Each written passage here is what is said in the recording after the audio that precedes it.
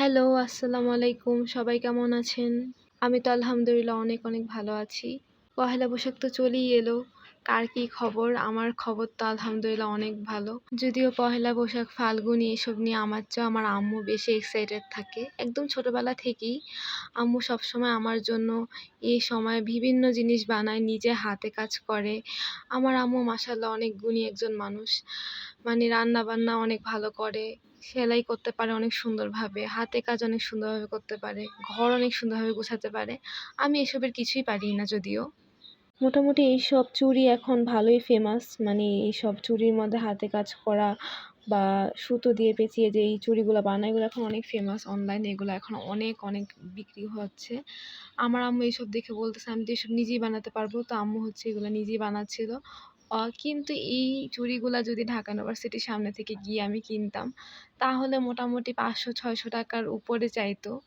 যদিও ইউনিভার্সিটির স্টুডেন্ট বা ওনারা যারা আছে তাদের কাছে খুবই কম প্রাইসে এগুলা নেয়। বাট আমরা যারা আউটসাইড আছি আমাদের কাছে অনেক বেশি প্রাইস নেয় ওনারা। ছোটবেলা থেকে আমার সব জামা এখন পর্যন্ত আমার সব জামা আমার আম্মুই বানায় দেয়। আমি কখনো টেলার্সের কাছে যাই না। আমার ঈদের জামা, আমার পহেলা বৈশাখ, আমার এমনিতেও বাসায় যত ড্রেস আছে সব আমার আম্মুই বানিয়ে দেয়। আগে যদিও এটার গুরুত্ব বা এটার ক্রাইসিসটা বুঝতাম না, বাট এখন অনেক ভালো বুঝি, যেহেতু আমার ফ্রেন্ডরা সবাই হচ্ছে টেলার্সের কাছেই জামা বানায়। তো যখন দেখি যে ওরা মানে এত বেশি এগুলো নিয়ে টেনশন করতেছে, তখন তো আমি বুঝতাম না যে এটা নিয়ে এত টেনশন করার কি আছে। আমার আম্মু যেহেতু সবসময় বানায় দেয়, আর আমার আম্মু আমাকে মানে যখন বলি তখনই যেকোনো জামা বানিয়ে দিতে পারে। কিন্তু ওদের তো আর ওরকম সম্ভব হয় না। তো এখন বুঝি যে আসলে এটা অনেক বেশি একটা ইম্পর্টেন্ট জিনিস। আমার মনে হয় প্রায় প্রত্যেকটা মেয়েরই উচিত এটলিস্ট এই মানে জামা বানানোর কাজটা জানা। কারণ দেখা যায় কি মহিলা টেলার্স পাওয়া অনেক কঠিন একটা বিষয়। আর পেলেও ওনাদের কাছে জামা বানানো মানে হচ্ছে এক প্রকার যুদ্ধ করা। এই যে পহেলা বৈশাখ আসছে, সবার তো আর ইচ্ছে করে না শাড়ি পরতে। মাঝে মধ্যেও ইচ্ছে করে যে কোনো, কোনো বৈশাখে আমি একটু জামাও পরি।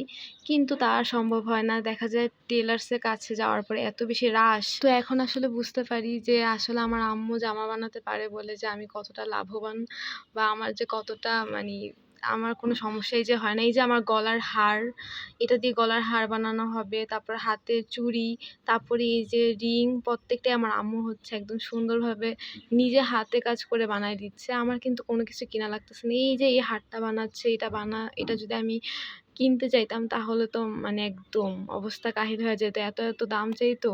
আর আমাদের মতো মধ্যবিত্তদের সম্ভব হয় না যে এত দাম দিয়ে এসব জিনিস কেনাকাটা করা। যেহেতু আমার আম্মু বানাইতে পারে সেহেতু আমার আর ওরকম কোনো কিনার প্রয়োজন হয় না। আমার হচ্ছে একদম ফ্রিতে, ফ্রিতেই আমি পেয়ে যাই। এগুলো যদিও ঢাকা ইউনিভার্সিটির সামনে হচ্ছে একদম ইজিলি পাওয়া যায়। কিন্তু যারা হচ্ছে ইউনিভার্সিটিতে পড়ে তাদের কাছে তো খুবই কম দামে যায়। আমার একটা আপু পড়ে। তো ও যেই জিনিসটা কিনে ৳৫০ বা ৳১০০ দিয়ে, সেটা আমরা গেলে আমাদের কাছে ৳৫০০-৬০০ করে চেয়ে বসে। আমার পহেলা বৈশাখের ড্রেসও এবার হচ্ছে আমার আম্মু বানায় দিচ্ছে। প্রত্যেকবারই আমার আম্মু বানায় দেয়।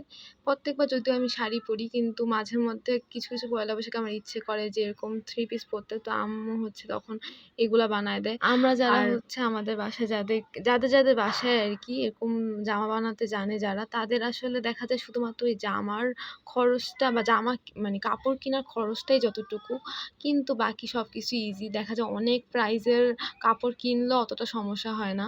যেহেতু বানাইতেই পারে বাসায়। আর আমি যেহেতু আমার আম্মু বানাইতে পারে তাই আমার কোনো টেনশন নেই। আমি হচ্ছে এই যে পহেলা বৈশাখ আসছে, আমি এটা নিয়ে কোনো প্ল্যানই করতেছি না। আমার ফ্রেন্ডরা তো খুব প্ল্যান করতেছে যে হ্যাঁ, এটা পরবো, সেটা পরবো। সবার মুখে, মুখে একটা কথা যে কি কিনবো, কি পরবো। কিন্তু আমার আম্মু যেহেতু বানাইতে পারে আমার কখনোই মানে টেনশন ছিল না। আর এটা হচ্ছে আমার আম্মুর জামা। আমার আম্মু সবসময় বাটিক জামা পরতে অনেক, অনেক বেশি পছন্দ করে। ছোটবেলা থেকে আমার সব কাজিনরা যারা হচ্ছে মানে সবাই তো কেনাকাটা করতো। তো ওদের ওরা কেনাকাটা করার পরও দেখা যেত যে আমার আম্মু যে জামাটা বানায় দিছে বা যেই হারগুলো বানায় দিত সেগুলো সবচেয়ে বেশি সেরা হতো।